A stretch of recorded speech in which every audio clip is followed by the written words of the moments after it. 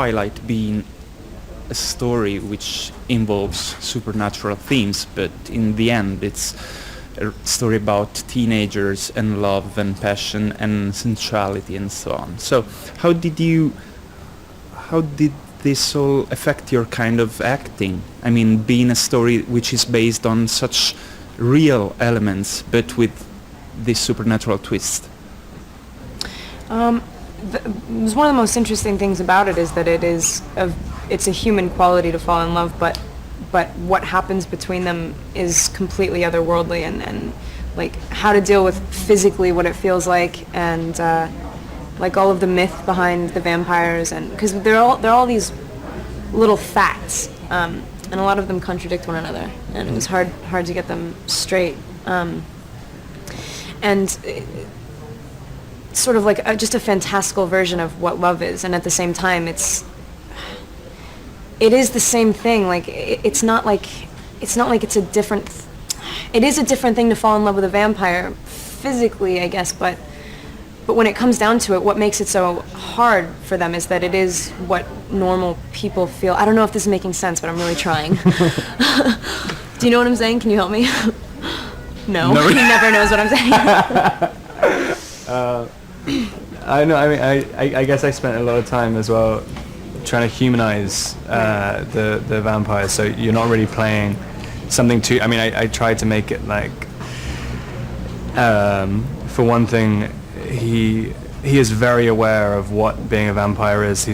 He gets bitten when he's not conscious, and then he knows exactly what he knows. He's a human, but at the same time wants to kill people and is going to live forever and is 1,000 times stronger and faster than any other human. But and he's aware of his effect on people as well. But on top, so like the initial attraction. I mean, humans are initially just attracted to vampires because they have that aura about them. But and so he thinks that's what's happening with Bella, but then it elevates to something more as well, which he is completely unaware of. Being teenagers, Edward and Bella are full of doubts about themselves. They have fears. They don't feel sometimes so confident with themselves.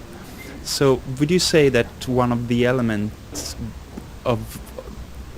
main ingredients of their attraction is that they kind of complete each other? They help each other with their flaws, with their doubts, or not? Yeah, well, I don't think those doubts are only in teenagers, because one of our main characters is 108 years old. He's not a teenager at all, and my character, who comes into the story with lots of doubt and insecurity, loses it for whatever reason when she meets this guy, and is sure-footed entirely. I mean, naive, but for whatever reason is willing to sort of do anything for him and herself.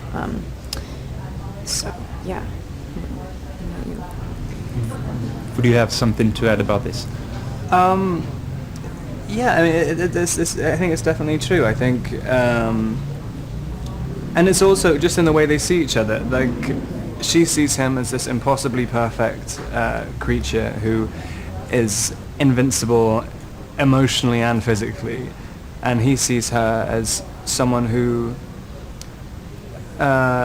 definitely completes him. I mean, he even says, like, I don't have a life without you. You are my life, and so.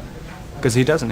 The only thing he was before he met Bella was either wanting to die or wanting to be human again. And so he was living in this kind of purgatory. And then when she comes, it lets him feel and lets him live.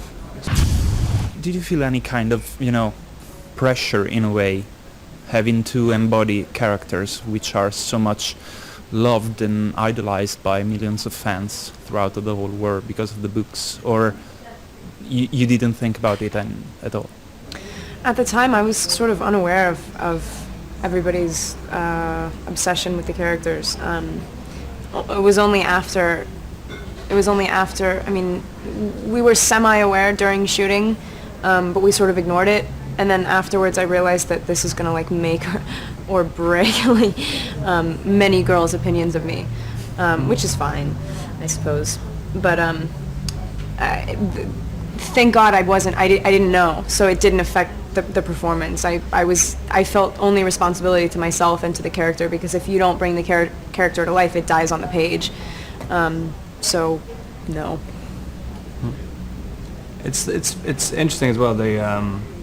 It's always fun to have that pressure, like, because a lot of the times when you're making a movie and if it's hard, and you also think that no one's going to watch it, like you just kind of give up. But like when you're thinking like, okay, this can get as hard as it gets, but people are still going to watch it. A lot of people are going to watch it. So you have to, and judge you. So you have to, I don't know, you really try. So it's good.